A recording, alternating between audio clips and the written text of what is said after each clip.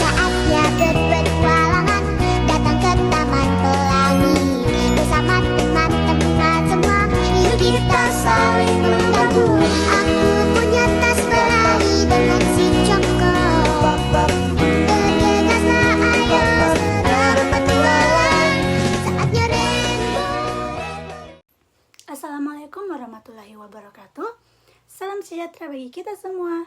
Shalom, Om Swastiastu, Namo Buddhaya, dan salam kebajikan.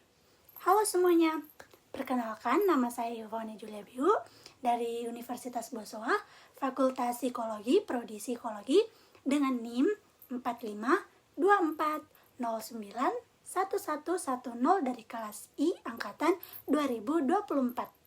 Pada kesempatan kali ini, saya akan menjelaskan tentang ukuran kebenaran, klasifikasi, dan hierarki ilmu untuk memenuhi tugas filsafat ilmu yang diberikan oleh dosen pengampuh Bapak Syarul Alim, SPC, MA, PhD. Untuk sumber informasi materi yang saya dapatkan dari buku Filsafat Ilmu by Profesor Dr. Amsal Baktiar, MA. Baik, langsung saja kita masuk pada materinya. Untuk poin pertama kita akan membahas tentang ukuran kebenaran. Berpikir merupakan suatu kegiatan untuk menemukan pengetahuan yang benar. Apa yang disebut benar bagi seseorang belum tentu benar bagi orang lain. Karena itu, kegiatan berpikir adalah usaha untuk menghasilkan pengetahuan yang benar itu, atau kriteria kebenaran. Pada setiap jenis pengetahuan tidak sama kriteria kebenarannya karena sifat dan watak pengetahuannya itu berbeda. Pengetahuan tentang alam metafisika tentunya tidak sama dengan pengetahuan tentang alam metafisik. Alam fisik pun memiliki perbedaan ukuran kebenaran bagi setiap jenis dan bidang pengetahuan. Secara umum, orang merasa bahwa tujuan pengetahuan adalah untuk mencapai kebenaran. Namun, masalahnya tidak hanya sampai di situ saja. Problem kebenaran inilah yang memacu tumbuh dan berkembangnya epistemologi. Telaah epistemologi terhadap kebenaran membawa orang kepada sesuatu kesimpulan bahwa perlu dibedakan adanya 3 jenis kebenaran, yaitu kebenaran epistemologis, kebenaran ontologis, dan kebenaran semantis. Baik, adapun teori yang menjelaskan kebenaran epistemologis adalah yang pertama, teori korespondensi atau the correspondence theory of truth yang kadang disebut the accordance theory of truth. Menurut teori ini, kebenaran atau keadaan benar itu apabila ada kesesuaian atau correspondence antara arti yang dimaksud oleh suatu pernyataan atau pendapat dengan objek yang dituju oleh pernyataan atau pendapat tersebut. Dengan demikian, kebenaran epistemologis adalah kemanunggalan antara subjek dan objek. Pengetahuan itu dikatakan benar apabila di dalam kemanunggalan yang sifatnya intrinsik, intensional, dan pasif aktif terdapat kesesuaian antara apa yang ada di dalam pengetahuan subjek dengan apa yang ada di dalam objek. Dengan demikian, kebenaran dapat didefinisikan sebagai kesetiaan pada realitas objek, yaitu suatu pernyataan yang sesuai dengan fakta atau sesuatu yang selaras dengan situasi. Namun yang menjadi permasalahan sekarang adalah apakah realitas itu objektif atau subjektif. Dalam hal ini ada 2 pandangan realisme epistemologis dan idealisme epistemologis. Nah, realisme epistemologis berpandangan bahwa terdapat realitas yang independen atau tidak tergantung yang terlepas dari pemikiran, dan kita tidak dapat mengubahnya bila kita mengalaminya atau memahaminya. Itulah sebabnya realisme epistemologis kadang disebut objektivisme. Sedangkan idealisme epistemologis berpandangan bahwa setiap tindakan mengetahui berakhir di dalam suatu ide, yang merupakan suatu peristiwa subjektif. Kedua pendapat ini benar-benar sangat berbeda. Idealisme epistemologis lebih menekankan bahwa kebenaran itu adalah apa yang ada di dunia ide. Karenanya melihat merah, rasa manis, rasa sakit, gembira, berharap, memilih, dan lain sebagainya, semuanya adalah ide. Oleh sebab itu, idealisme epistemologis sebagaimana didefinisikan di atas sama dengan subjektivisme. Yang kedua, ada teori koherensi tentang kebenaran. Teori yang kedua ini adalah teori koherensi atau konsistensi.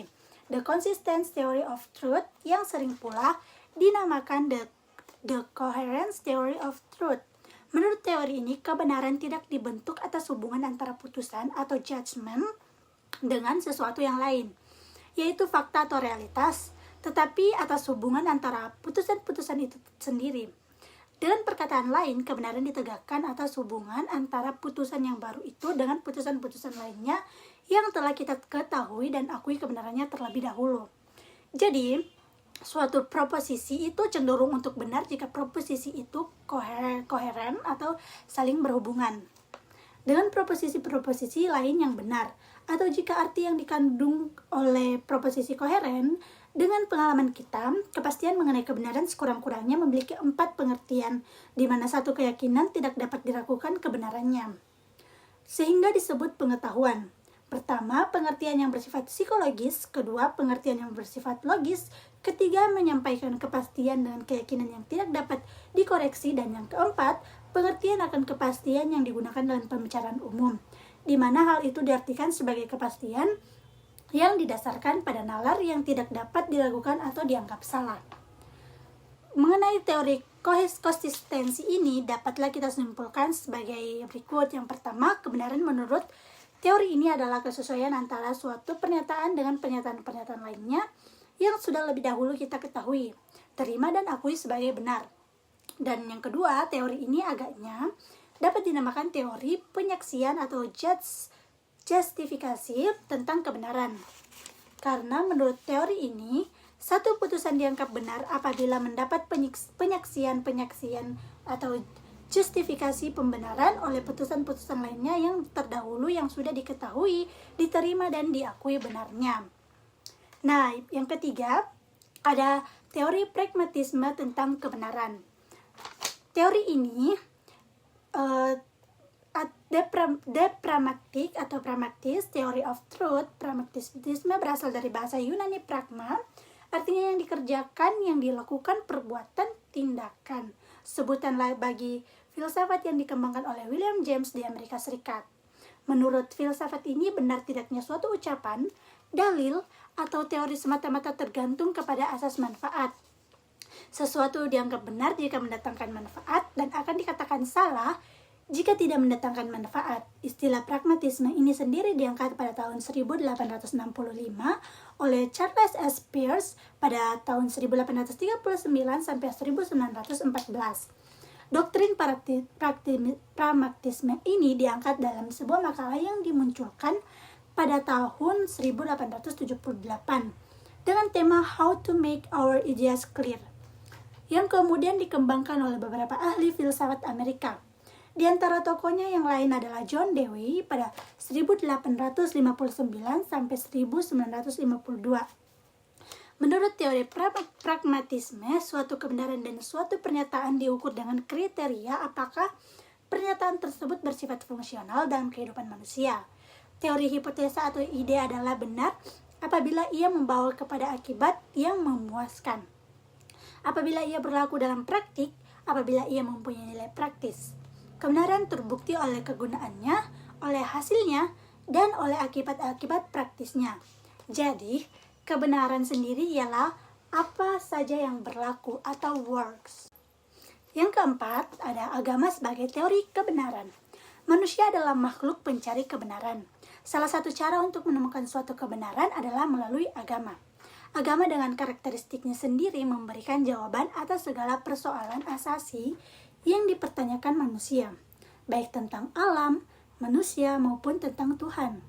Kalau ketiga teori kebenaran sebelumnya lebih mengedepankan akal, budi, rasio, dan reason manusia, dalam agama yang dikedepankan adalah wahyu yang bersumber dari Tuhan. Penalaran dalam mencapai ilmu pengetahuan yang benar dengan berpikir setelah melakukan penyelidikan, pengalaman, dan percobaan sebagai trial and error, sedangkan manusia mencari dan menentukan kebenaran sesuatu dalam agama dengan jalan mempertanyakan atau mencari jawaban tentang berbagai masalah asasi dari atau kepada kitab suci. Dengan demikian, suatu hal itu dianggap benar apabila sesuai dengan ajaran agama atau wahyu sebagai penentu kebenaran mutlak. Baik, sekarang kita masuk dalam poin pembahasan yang kedua kita, ada klasifikasi dan hierarki ilmu. Para filosof Muslim membedakan ilmu kepada ilmu yang berguna dan yang tak berguna. Kategori ilmu yang berguna mereka memasukkan ilmu-ilmu duniawi seperti kedokteran, fisika, kimia, geografi, logika, etika, bersama disiplin-disiplin yang khusus mengenai ilmu keagamaan. Ilmu sihir, alkemi dan numerologi atau ilmu nujum dengan menggunakan bilangan dimasukkan ke dalam golongan cabang-cabang ilmu yang tidak berguna. Klasifikasi ini memberikan makna implisit menolak adanya sekularisme, karena wawasan yang kudus tidak menghalang-halangi orang untuk menekuni ilmu-ilmu pengetahuan duniawi secara teoretis dan praktis. Secara umum, ada 3 basis yang sangat mendasar dalam menyusun secara hierarki ilmu-ilmu metodologis, ontologis, dan etis. Hampir ketiga kriteria ini dipakai dan diterima oleh para ilmuwan muslim sesudahnya membuat klasifikasi ilmu-ilmu. Al-Farabi membuat klasifikasi ilmu secara filosof ke dalam beberapa wilayah, seperti ilmu-ilmu matematis, ilmu alam, metafisika, ilmu politik, dan terakhir jurisprudensi dan teologi dialektis. Beliau memberi perincian ilmu-ilmu religius atau ilahiyah dalam bentuk kalam dan fikih langsung mengikuti perincian ilmu-ilmu filosofis, yakni matematika, ilmu alam, metafisika, dan ilmu politik. Sedangkan Al-Ghazali secara filosof membagi ilmu ke dalam ilmu syar'iyah dan ilmu aqliyah. Oleh Al-Ghazali, ilmu yang terakhir ini disebut juga sebagai ilmu gair syar'iyah. Begitu juga Qut al-Din membedakan jenis ilmu menjadi ulum hikmi dan ulum gair hikmi. Sejarah perkembangan ilmu pasca Al-Ghazali mengalami pengaruh cukup signifikan bahwa pemikiran ilmu di dunia Islam cenderung kurang rasionalistik dan lebih selaras dengan pandangan dunia Al-Quran. Oleh karena itu, banyak para pemikir dan filosof sesudahnya mengembalikan peran nalar pada posisi seimbang. Seperti Qut al-Din memberikan klasifikasi jenis ilmu secara garis besar menjadi ilmu hikmat atau filosofis dan gair hikmat atau non-filosofis. Al-Ghazali yang sebenarnya berusaha meratakan jalan bagi penyebaran mazhab filsafat ilmu nasionalis atau Ishraqi, sedangkan Qut al-Din mengacu lebih dari sekali pada basis Quranik hikmat. Filsafatnya adalah filsafat iluminasionis atau hikmat Zayuki yang didasarkan pada pengalaman suprarasional atau iluminasi intelek, tetapi pada saat yang sama dia memanfaatkan sebaik-baiknya penalaran diskursif. Karena semua bentuk pengetahuan yang bersifat empiris, rasionalis, dan iluminasionis, ketiganya bersumber dari manusia yang bersifat relativitas itu tidak saja dari pemikiran, tetapi juga perangkat yang dimiliki oleh manusia dalam memperoleh pengetahuan, seperti panca indera, akal, dan wahyu. Oleh karena itu, hanya adanya wawasan yang kuduslah yang membedakan pemikiran Islam dengan Barat. Upaya klasifikasi ataupun pendibangan ilmu adalah ciri-ciri dari karakteristik ilmu yang sulit dihindari. Suatu ilmu akan berhenti di suatu tempat, tetapi akan berkembang di tempat lain. Dinamika ini terus berjalan seiring perkembangan ilmu itu sendiri yang terus mengarah pada tataran praktis berupa kemajuan sains dan teknologi. Begitupun ilmu-ilmu yang berkembang di dunia Islam. Secara umum, ilmu-ilmu yang berkembang dalam sejarah Islam meliputi ilmu Al-Quran, ilmu hadis, ilmu tafsir, bahasa Arab, ilmu alam atau teologi, fikih siyasah atau hukum tata negara, peradilan, tasawuf, tarekat, akhlak, sejarah politik, dakwah Islam, sains Islam, pendidikan Islam, peradaban Islam, perbandingan agama, kebudayaan Islam, pembaharuan dan pemurnian dalam Islam, studi wilayah Islam, dan studi bahasa-bahasa dan sastra-sastra Islam. Ilmu itu kemudian berlanjut berkembang dan memiliki cabang masing-masing. Sejak abad ke-19, dunia Islam telah merasakan perbenturan dengan Barat. Sebagaimana yang disinggung oleh Fazlur Rahman bahwa hegemoni Barat dengan membawa nilai-nilai sekularnya pun menembus pada sendi-sendi struktur-struktur ilmu Islam, seperti di tingkat teoritis berupa gejala rasionalis buta yang tidak mengindahkan nuansa-nuansa religius, dan akhirnya merambat ke tingkat praksisi berupa weternisasi. Oleh karena itu, format ideal struktur ilmu-ilmu keislaman seharusnya disusun ulang secara komprehensif dengan merumuskan adanya pengakuan secara sadar atau menuju kepada kesadaran ilahiyah terhadap sumber ilmu yang bersifat esa. yang diwahyukan dalam Al-Quran dan Sunnah Nabinya. Baik, cukup sekian dari saya. Mohon maaf bila ada salah kata. Semoga apa yang saya sampaikan dapat bermanfaat bagi teman-teman semuanya dan tentunya bagi saya juga. Baik, sekian dan terima kasih. Sampai berjumpa di video tugas-tugas selanjutnya lagi. Bye.